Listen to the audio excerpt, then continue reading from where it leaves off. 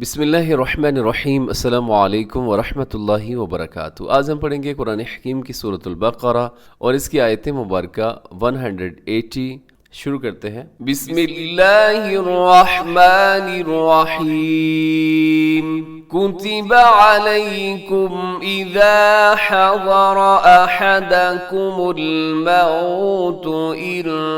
ترك خيرا الوصية للوالدين والأقربين بالمعروف حقا على المتقين۔ جی اس آیت مبارکہ کے اندر دیکھیے گا، سب سے پہلے کوتیبہ، کاف پیش کو تازیرتی، کوتیبہ زبربہ کوتیبہ، علیکم اذا، اسے لمبا کیجیے گا، اس کے ساتھ الف ہے، اذا حضر، یہاں حرف ضاد اسے بھی موٹا پڑھنا ہے، اس کے بعد جو را ہے وہ بھی آپ موٹا پڑھیں گے کیونکہ اس کے اوپر حرکت ہے، را کے اوپر، حضر حضر، آگے احدکم الموت، احدکم الموت،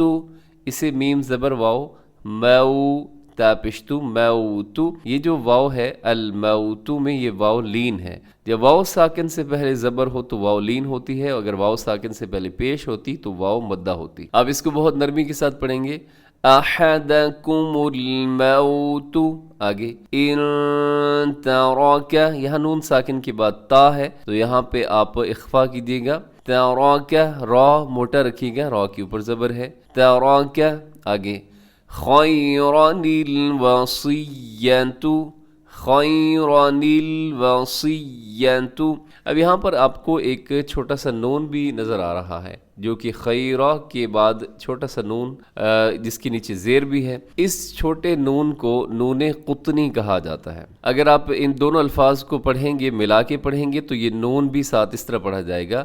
خیرا الوصیۃ۔ لیکن اگر یہاں آپ وقف کرنا چاہیں خیرن پر تو یہاں وقف کی علامت جیم نظر آ رہی ہے آپ کو، اب یہاں وقف کریں گے تو خیرا ایسے وقف کر دیں گے، اور پھر آگے سے پڑھیں گے تو الوصیۃ للوالدین۔ لیکن اگر خیرن اور الوصیہ کو ملا کے پڑھیں گے تو یہاں چھوٹا سا نون لازمی پڑھا جائے گا جسے نون قطنی کہا جاتا ہے، خیرا الوصیۃ،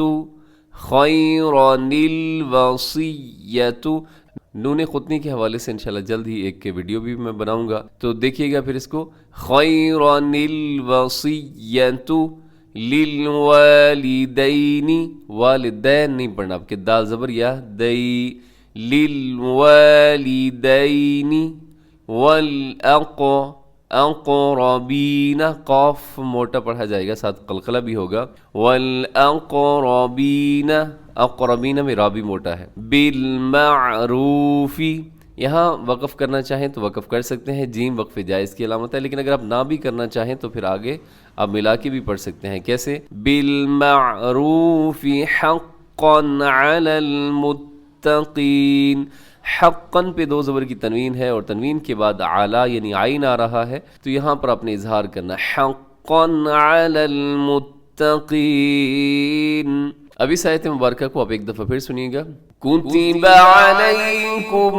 اذا حضر احدکم الموت ان ترک خیرا الوصیۃ للوالدین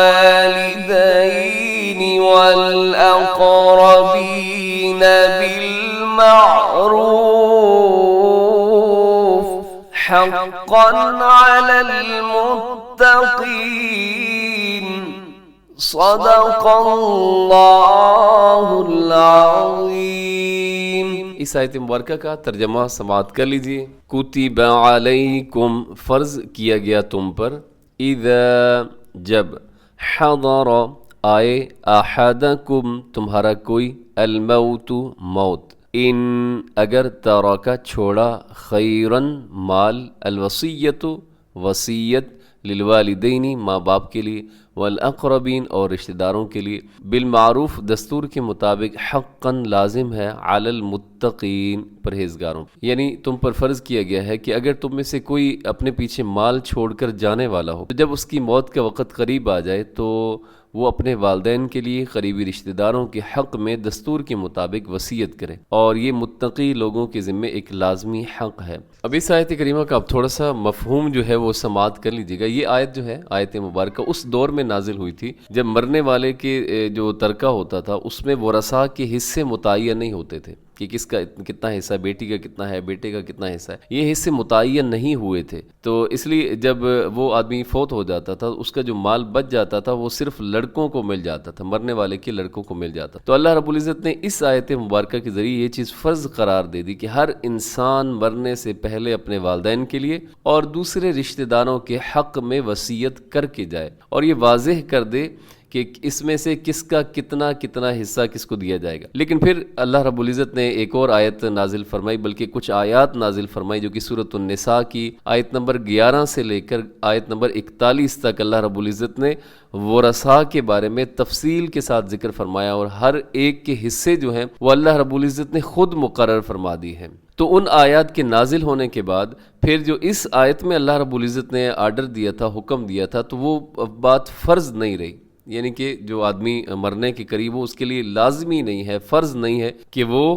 وصیت کر کے جائے۔ البتہ اگر کسی شخص کے ذمے کوئی حق ہو تو اس کی وصیت کرنا اب بھی فرض ہے، یعنی کسی کا قرض دینا ہو، کہیں کوئی مال دینا ہو کسی سے لیا ہوا، یا اور کوئی معاملات ہو، تو ایسی صورت میں اسے ہر صورت میں وصیت کر کے جانا چاہیے، اپنی اولاد کو بتانا چاہیے کہ میں نے فلاں کا قرض دینا ہے۔ اب یہ سب چیزیں جو ہیں، یہ اپنا ریکارڈ جو ہے اسے لازمی لکھا کریں، اور اپنے گھر میں جو معتبر ہیں، سمجھدار لوگ ہیں، اگر اولاد ہیں، بیٹوں کو مطلع کر دیں کہ میں نے اس ڈائری کے اندر یہ سب چیزیں لکھ رکھی ہیں۔ اگر گھر میں بیوی ہے اور تو وہ خامند کو بتلا دیں اس بارے میں کہ فلاں فلاں سے ہم نے یہ چیز لے رکھی ہے، ان کو واپس کرنی ہے، پیسے ہیں یا کوئی اور بھی برتن وغیرہ کچھ بھی ہے، یہ ہر صورت میں ان کو واپس کرنے ہیں۔ تو بہرحال اللہ کریم عمل کی توفیق عطا فرمائے، اور اس کے ساتھ ہی ہمارا آج کا سبق مکمل ہوا۔ دعاؤں میں یاد رکھیں، خوش رہا کریں۔ السلام علیکم ورحمۃ اللہ وبرکاتہ۔